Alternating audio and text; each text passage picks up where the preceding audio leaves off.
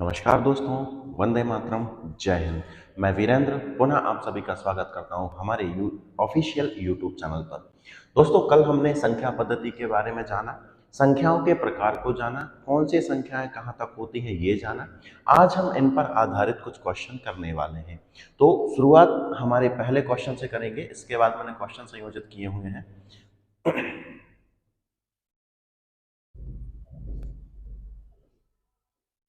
यहां तक हम पढ़ चुके थे, तो ठीक है। इसके बाद मैंने कुछ क्वेश्चन संयोजित किए हुए हैं। जैसा कि फर्स्ट क्वेश्चन है हमारे पास कि सबसे छोटी अभाज्य संख्या कौन सी है। सबसे छोटी अभाज्य संख्या कौन सी है? तो आप सभी को पता है कि सबसे छोटी अभाज्य संख्या कौन सी होती है दोस्त। तो वो होती है हमारे पास दो। कौन सी होती है दोस्त? दो होती है। सबसे छोटी अभाज्य संख्या कौन सी हो जाएगी? दो हो जाएगी। ये क्लियर हो गया होगा। नेक्स्ट क्वेश्चन है हमारे पास कि सबसे बड़ी अभाज्य संख्या कौन सी है। 97 है, ये है। तो मैं आपको पहले ही बता चुका हूं कि सबसे छोटी पूछे तो हम बड़ी आसानी से बता सकते हैं, लेकिन सबसे बड़ी पूछे तो हम उसको डिफाइन नहीं कर सकते हैं। तो इसका आंसर क्या हो जाएगा दोस्त? Can not define. ओके, ठीक है। नेक्स्ट क्वेश्चन है हमारे पास, निम्न में से एकमात्र सम अभाज्य संख्या है। निम्न में से एकमात्र सम अभाज्य संख्या है। तो आपको पता होगा कि सबसे छोटी अभाज्य संख्या भी दो ही होती है और एकमात्र सम अभाज्य संख्या भी दो ही होती है। मैं आपको ये पहले पढ़ा चुका हूं। तो इस वाले क्वेश्चन का, थर्ड नंबर के क्वेश्चन का आंसर क्या हो जाएगा दोस्त? हमारे पास दो हो जाएगा। ठीक है। नेक्स्ट क्वेश्चन देख ले रहे हैं हम। नेक्स्ट है हमारे पास कि निम्न में सबसे छोटी विषम अभाज्य संख्या कौन सी है। सबसे छोटी विषम अभाज्य संख्या कौन सी है? तो मुझे ये बताइए, सबसे छोटी विषम अभाज्य, सबसे छोटी सम होती है अभाज्य संख्या, फिर इसके बाद कौन सी आती है अभाज्य संख्या? 3 आती है, जो कि पहली विषम अभाज्य संख्या होती है। तो हमारे इस क्वेश्चन का आंसर क्या हो जाएगा दोस्त? इस वाले क्वेश्चन का आंसर हो जाएगा हमारे पास 3 हो जाएगा। क्या हो जाएगा? हमारे पास 3 हो जाएगा। क्या ये बात समझ में आ रही है आपको? आप कहेंगे हाँ सर, बिल्कुल क्लियर हो रहा है, सबको समझ में आ रहा है। ठीक है, चलिए इसको छोटा कर ले रहे हैं हम। हाँ, नेक्स्ट क्वेश्चन है हमारे पास कि संख्या 4 की पूर्ववर्ती संख्या क्या होगी। संख्या 4 की पूर्ववर्ती संख्या पूछी है। पूर्ववर्ती का मतलब आपको पता है कि इससे जस्ट पहले वाली संख्या। तो इससे जस्ट पहले वाली संख्या कौन सी हो जाएगी दोस्त? तो 4 के जस्ट पहले वाली संख्या हो जाएगी 3। तो हमारे इस क्वेश्चन का आंसर हो जाएगा 3 हो जाएगा। नेक्स्ट क्वेश्चन देख ले रहे हैं हम। नेक्स्ट है हमारे पास दोस्त कि 10 की परवर्ती संख्या क्या होगी। 10 की परवर्ती संख्या पूछी है। परवर्ती संख्या मतलब क्या होता है? Succession number. सक्सेशन नंबर मतलब कि किसी संख्या के जस्ट आगे वाली संख्या को ही हम क्या कहते हैं? परवर्ती संख्या कहते हैं। तो यहाँ पे हमसे बोला है इसने कि 10 की परवर्ती संख्या क्या होगी। तो 10 के बाद नेक्स्ट संख्या क्या आएगी? तो आएगी हमारे पास 11। तो हमारे इस क्वेश्चन का आंसर हो जाएगा दोस्त 11 हो जाएगा। ठीक है, उम्मीद है कि ये छोटे छोटे क्वेश्चन है आपको समझ में आ रहे होंगे। चलिए इस वाले सवाल को हम थोड़ा सा देखते हैं। नेक्स्ट है हमारे पास, इसने पूछा हुआ है सभी अभाज्य संख्याओं का यदि आपस में गुणा कर दिया जाए तो इकाई का अंक हमेशा क्या होगा। जितनी भी अभाज्य संख्याएं हैं उन सभी का आपस में यदि हम गुणा कर दें तो इकाई का अंक क्या होगा दोस्त। तो हम करके देख ले रहे हैं थोड़ा सा। जैसे मैंने कहा, सबसे पहले सबसे छोटी अभाज्य संख्या कौन सी होती है? तो 2 होती है दोस्त। फिर उसके बाद कौन सी आती है? 3। फिर उसके बाद कौन सी आती है? 5। फिर उसके बाद कौन सी आती है? 7। फिर उसके बाद कौन सी आती है? 11। ऐसे करके ये कहां तक जाएंगे? अनंत तक जाएंगे। सबका मल्टीप्लाई होता रहेगा, होता ही रहेगा। तो मुझे एक छोटी सी बात बताइए कि 2 का अगर हम 5 में गुणा करेंगे, 2 3 कितना हो जाएगा? 6, और 6 पंजे कितना हो जाएगा? 30। आपके पास क्या आ चुका है? यहां तक हमने गुणा किया तो हमारे पास आ चुका है दोस्त 30 आ चुका है। अब 30 का आप किसी भी संख्या में गुणा करेंगे तो इकाई का अंक हमारा 10 मतलब 0 ही होगा। कैसे? आप समझ लें। जैसे मान लो मैंने लिख दिया 2 गुणा 30 लिख दिया यहाँ पर, तो 30 दूनी कितना हो जाएगा? 60 हो जाएगा, या 3 दूनी 6 हो जाएगा, एक 0 आप लगा दो। तो इकाई का अंक हमेशा क्या बनेगा? 0 ही मिलेगा। 30 में हम किसी भी संख्या का गुणा कर दें, कितनी भी बड़ी संख्या हो किसी का भी गुणा कर दें, इकाई का अंक हमेशा क्या रहेगा? उसका 0 ही रहेगा। ये बात क्लियर हो गई क्या? आप बोलेंगे हाँ सर बिल्कुल क्लियर है, कोई दिक्कत नहीं है हमको। तो इसका आंसर क्या हो जाएगा दोस्त? यदि सभी अभाज्य संख्याओं का हम आपस में गुणा कर दें तो इकाई का अंक हमें मिलेगा 0 मिलेगा। क्या मिलेगा दोस्त? हमें 0 मिलेगा। क्लियर है क्या यहां तक आपको? नेक्स्ट क्वेश्चन देख ले रहे हैं दोस्त। नेक्स्ट है थोड़ा सा बड़ा कर ले रहे हैं, जूम कर ले रहे हैं दोस्त इसको। नेक्स्ट है हमारे पास, यदि सभी अभाज्य संख्याओं का योग m है तथा सभी विषम अभाज्य संख्याओं का योग n है, तो पूछा है हमसे इसने कि m माइनस n क्या होगा। ये अच्छा क्वेश्चन है, कुछ लोग इसका आंसर शायद ज्ञात नहीं कर सकते भी दे सकते हैं, कोई कुछ देगा कोई कुछ देगा। हम इसका एग्जैक्ट आंसर निकालेंगे कैसे मैं आपको बता रहा हूं। इसने कहा सभी अभाज्य संख्याओं का योग m है। सभी अभाज्य संख्याएं अगर हम लिखें, हमने लिखा m बराबर, क्या दिया इसने हमको दोस्त, m बराबर सभी अभाज्य संख्याओं का योग, मतलब m बराबर इसने हमको दिया है, m बराबर दिया इसने 2 प्लस 3 प्लस 5 प्लस 7 प्लस, और ये अनंत तक जाएगा कि नहीं दोस्त, आप कहेंगे हाँ सर बिल्कुल जाएगा। ठीक है, फिर इसने क्या दिया है, n बराबर हमको दे दिया है, क्या दे दिया है, सभी विषम अभाज्य संख्याओं का योग। विषम मतलब कहाँ से स्टार्ट होंगे, 3 से स्टार्ट होंगे, 3 प्लस 5 प्लस 7 प्लस, और आ जाएगा हमारे पास 11। ये भी कहाँ तक जाएगा दोस्तों, ये भी अनंत तक जाएगा। मुझे ये बताइए, अगर हम m में से n घटा दें तो ये सारे के सारे किसके हो जाएंगे दोस्तों, माइनस के हो जाएंगे ना। तो यहाँ से ये पूरा का पूरा निपट जाएगा कि नहीं, आप कहेंगे हाँ सर निपट जाएगा। तो मुझे ये बता दिए, m में से n हमने घटाया तो हमारे पास आंसर क्या आ गया है, 2 आ गया है। तो हमारे इस प्यारे से क्वेश्चन का आंसर भी क्या हो जाएगा, 2 ही रहेगा। ये बात क्लियर हुई क्या। अब आपको ऐसे नहीं करना है, तुरंत दिमाग में आना चाहिए हमारे कि सभी अभाज्य संख्याओं का योग इतना है और विषम अभाज्य संख्याओं का योग इतना है, तो क्या बचेगा हमारे पास, 2 ही बचेगा। ठीक है, चलिए। हाँ, इस सवाल को जैसे इसने लिखा हुआ है कि 1 से 100 तक कितनी अभाज्य संख्याएं होती हैं, 1 से 100 तक कितनी अभाज्य संख्याएं होती हैं। तो इसके लिए मैं आपको पहले कुछ चीज और दिखाना चाहूंगा, मैंने यहाँ पर पहले से तैयार करके रखा हुआ है, आपका समय बर्बाद भी नहीं होगा इससे।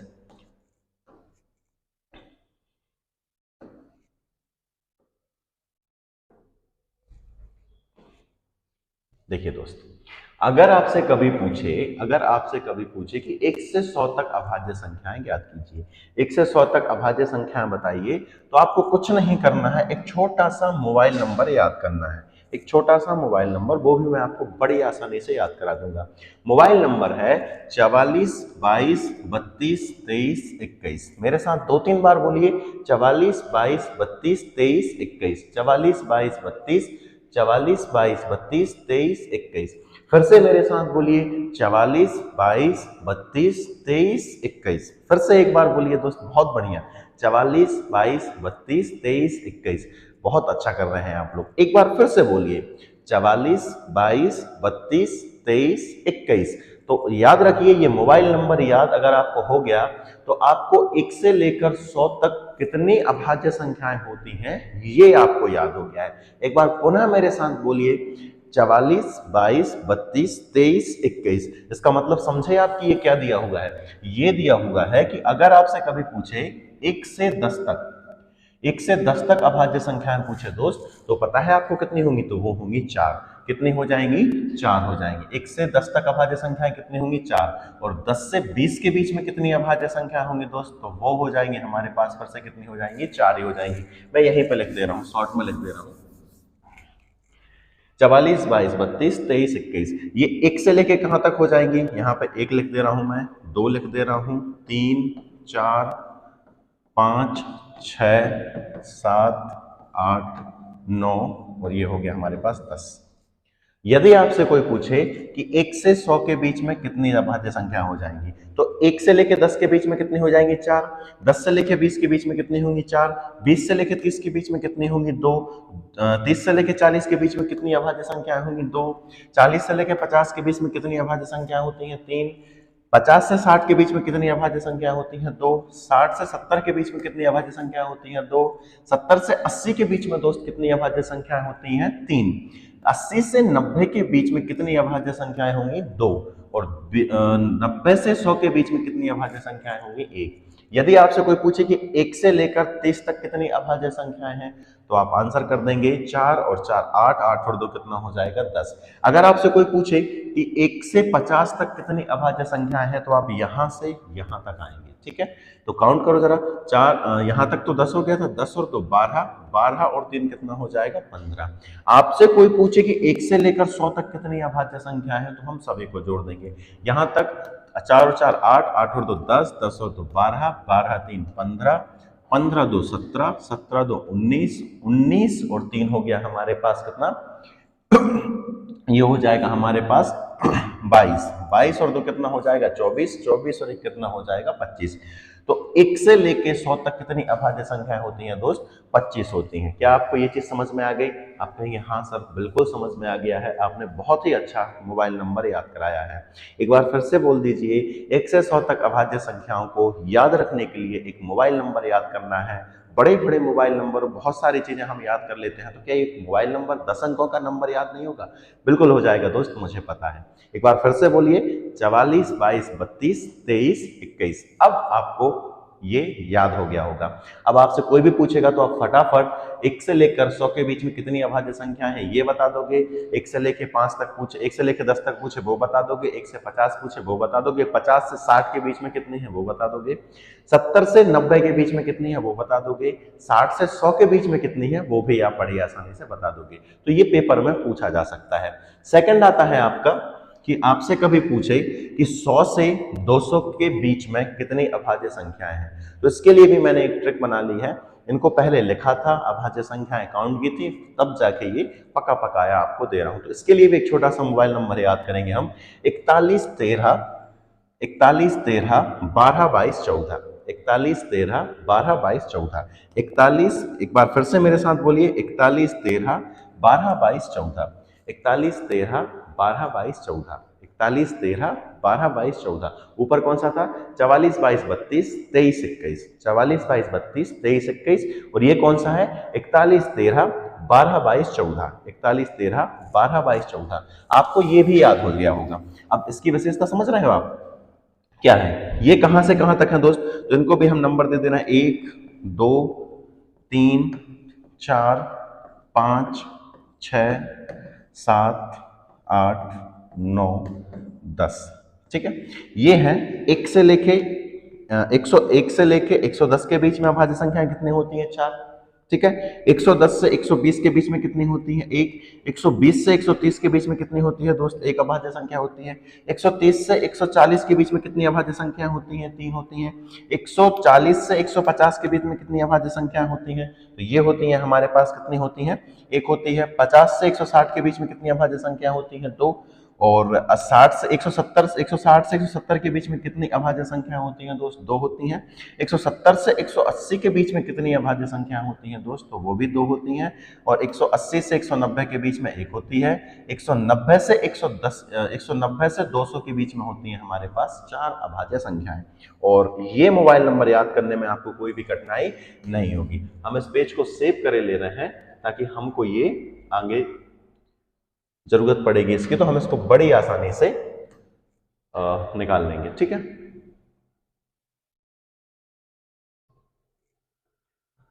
चलिए दोस्त, अब हम हमारे मुख्य सवाल पर आते हैं जो हम अभी सवाल कर रहे थे।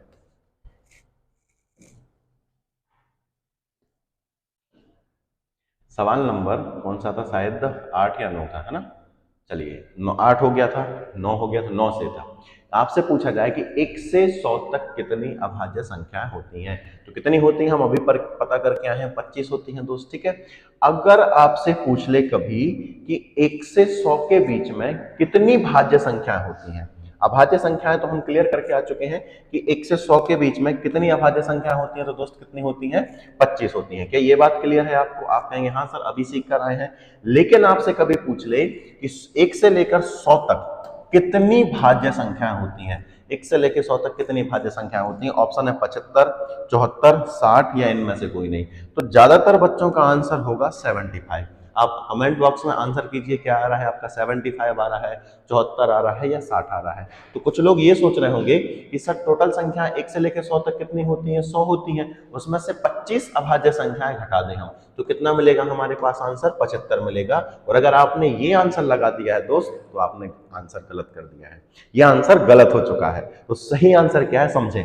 मुझे ये बताइए, बची तो हमारे पास 75 है, बची तो हमारे पास 75 है, 1 से लेके 100 तक थी, ठीक है। 1 से लेके 100 तक में से हमने 25 अभाज्य संख्याएं घटा दी, 100 में से हमने घटा दी है 25 अभाज्य संख्याएं, तो हमारे पास बची हैं 75।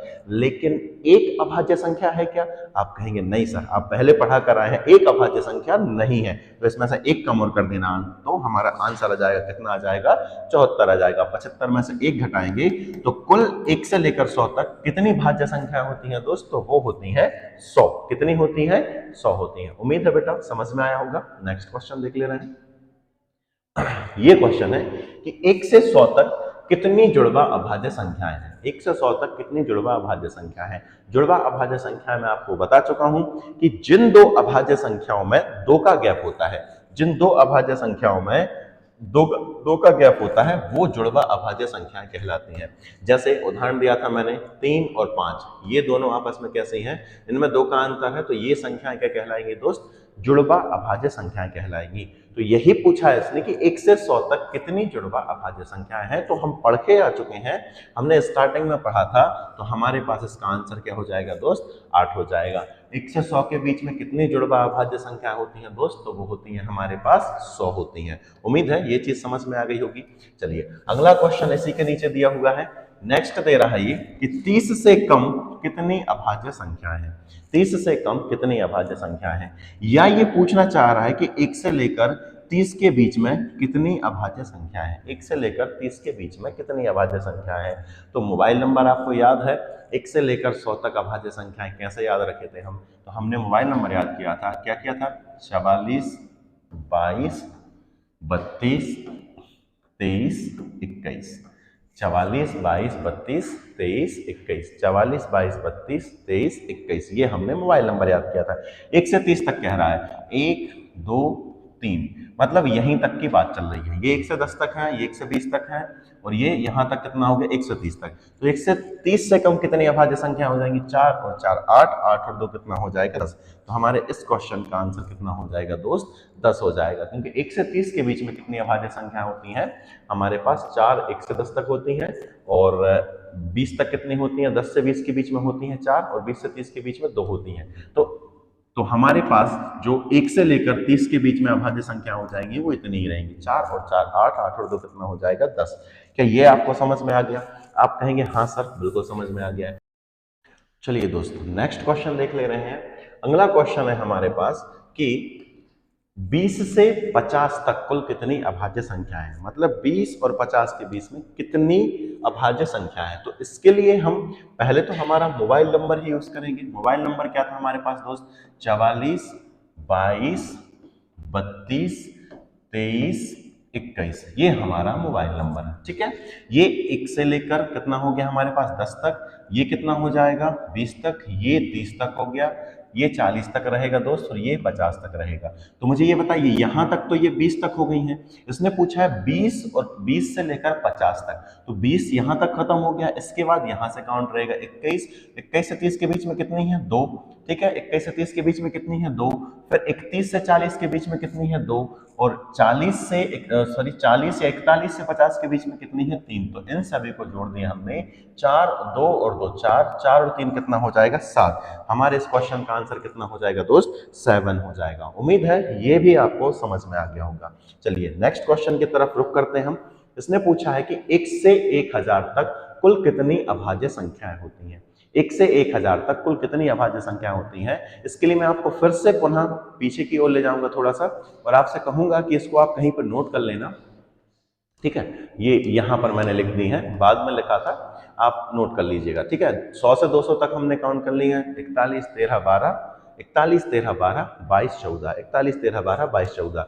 ये और नोट कर लीजिएगा कि 1 से 50 तक कुल अभाज्य संख्याएं होती हैं 15, 1 से 100 तक अभाज्य संख्या होती हैं 25, 1 से 200 तक अभाज्य संख्या होती हैं दोस्त 46, 1 से 500 तक अगर कभी पूछे आपसे तो 95 होती हैं, और 1 से अगर कभी आपसे 1000 तक पूछे तो ये होती है हमारे पास 168 अभाज्य संख्याएं। ओके, ठीक। चलें अब हमारे क्वेश्चन पर आ जाते हैं, इनको नोट कर लीजिएगा आप।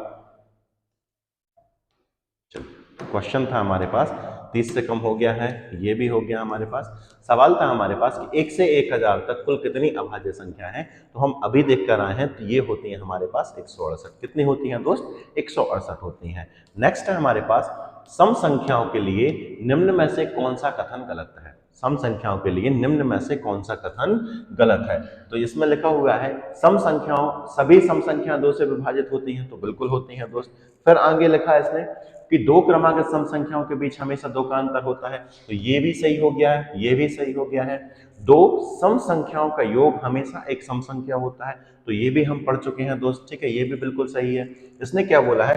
दो सम संख्याओं का गुणनफल हमेशा एक सम संख्या होती है।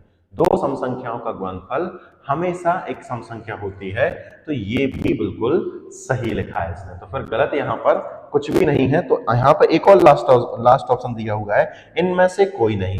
तो इनमें से कोई नहीं ही हमारा आंसर होगा। आप चाहे तो एक बार और चेक कर सकते हैं, सभी सम संख्याएं 2 से विभाजित होती हैं, दो क्रमागत सम संख्याओं के बीच हमेशा 2 का अंतर होता है, बिल्कुल सही बात है। फिर नेक्स्ट हमारा दो सम संख्याओं का योग हमेशा एक सम संख्या होती है, ये भी सही है दोस्त। दो सम संख्याओं का गुणनफल हमेशा एक सम संख्या होता है।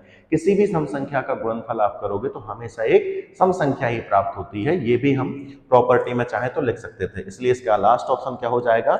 इनमें से कोई नहीं ही ऑप्शन सही रहेगा। उम्मीद है ये भी आपको समझ में आ गया होगा, क्योंकि हम सम संख्याओं के गुणधर्म भी हम पढ़कर आ चुके हैं। नेक्स्ट है हमारे पास निम्न में अपरिमेय संख्या है। निम्न में अपरिमेय संख्या है, तो कौन सी हो जाएगी दोस्त? हम कर चुके हैं, पढ़ चुके हैं। ये तो हमारी काल्पनिक संख्याओं में आ जाती है। ये हमारी कौन सी संख्याओं में आ जाती है? काल्पनिक संख्याओं में आ जाती है। ये हमारी कौन सी होती है दोस्तों? ये होती है हमारी कौन सी? परिमेय संख्या, क्योंकि इसकी रूट निकालोगे तो कितनी हो जाएगी? 2 निकलेगा, ठीक है। और ये क्या हो जाएगा? इसका अगर अंडर रूट निकालोगे तो 6 हो जाएगा, तो ये भी परिमेय संख्या हो जाएगी। तो हमारा आंसर क्या हो जाएगा? इनमें से कोई नहीं। हमारा आंसर हो जाएगा इनमें से कोई नहीं, क्योंकि ये हमारी काल्पनिक संख्या है, ठीक है। परिमेय संख्याएं वही होती हैं जो रियल नंबर तक हो सकती हैं, ठीक है। अब यहाँ पर हमारे पास ये काल्पनिक नंबर हो गया है, इसको सॉल्व करोगे तो 2 आ जाएगा, तो 2 के नीचे 1 लगा सकते हैं, तो ये परिमेय संख्या बन जाएगी। 36 को सॉल्व करोगे तो 6 आता है, ये भी एक परिमेय संख्या होगी। इसलिए इसका आंसर क्या हो जाएगा? इनमें से कोई नहीं। उम्मीद है दोस्त ये भी क्लियर हो गया होगा।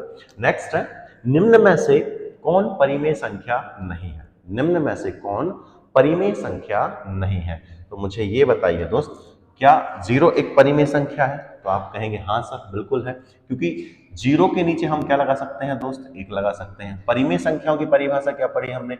परिमेय संख्याएं P/Q के रूप में होती हैं, जहां पर P और Q जो होते हैं वो क्या होते हैं? इंटीजर होते हैं।